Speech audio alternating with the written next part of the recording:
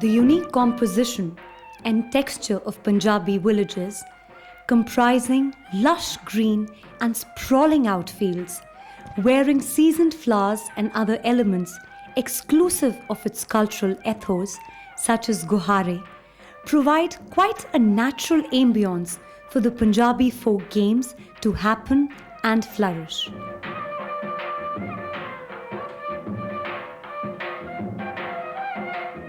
Carefree and a cheerful attitude towards life is characteristic of Punjabi psyche, marked occasionally by moments of ecstasy and excitement, flowing into a deep and a serene relaxation.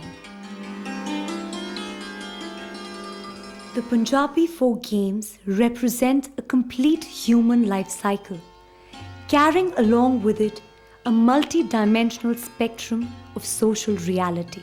Besides standing a witness to the Punjabi girl's graduation from innocence to maturity, holding in proximity a variety of meanings and interpretations. Serving the cause of playfulness as a basic instinct of human life, they also act as a superb means of their physical, mental, and psychological growth in a flexible yet systematic manner, preparing them to face the harsh realities of life, its complexities and challenges, trials and tribulations hidden in its womb.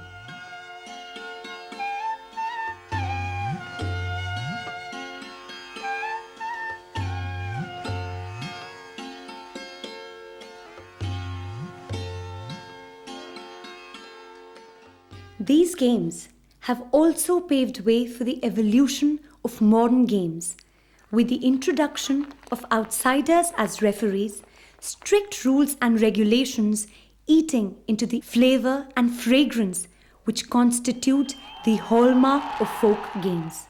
The growing tendency of indirect indulgence as spectators, accounting for direct participation as a measure of releasing their pent-up feelings, is again contrary to the very essence of Punjabi folk games. One of the many popular Punjabi folk games is what is known as Shtapoo-Peecho, Peecho Bakri or Hara Samundar. It provides for a natural rendezvous for the young and the adolescent girls who assemble at a collectively chosen playing spot. The game gets off to a start with one of the girls drawing the prescribed contours and grid patterns for the game, which are symbolic of the ritualistic boundaries not supposed to be violated by the girl folks. These boundaries are a reminder to the girls of violation of Lakshman Rekha by such a poised and a pious woman as Sita, who because of her defiance had to suffer immense pains and pangs. The beginning of the game is marked by a single foot carrying along a small broken piece of a pitcher called Thikri through all the squares of the game. Moving single foot is symbolic of Ardhanari. Girls belonging to different age groups keep on replacing each other. Themselves being the judges and referees, they decide everything by themselves, depicting mutual love and trust towards each other.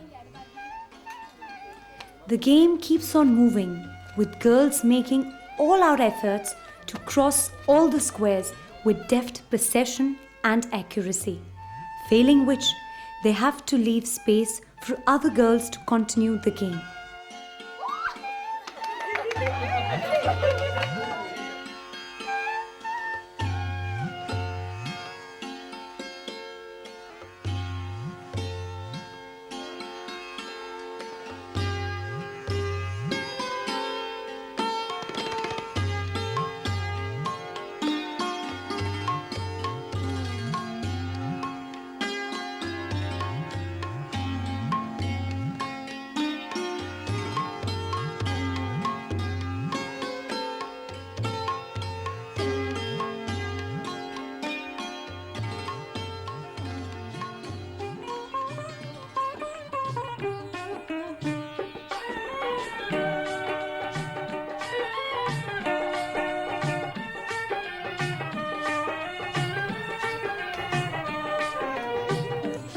Here starts a whirlpool of delicate, romantic, and conflicting emotions, with the girl imagining to occupy her dream house, but also knowing well that she has to accept the house decided for her by her parents without fighting it out.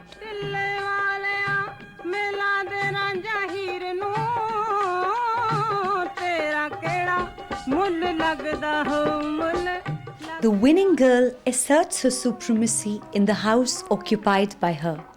She can stay or stand on both her legs in that house, while the other girls have to avoid stepping or allowing the tikri to fall into it. This symbolizes observance of ethical values, purity, and sanctity of relationships.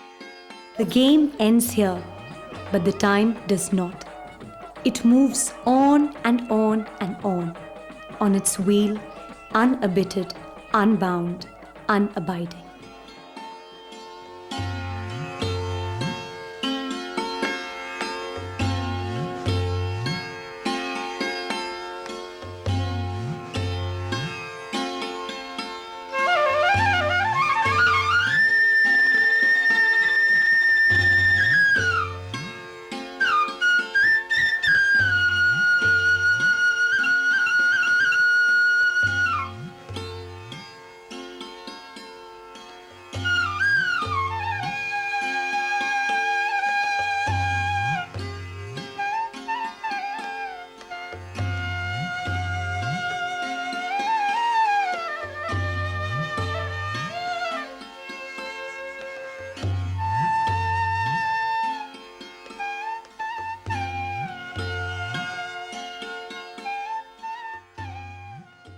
A special thank you from the heart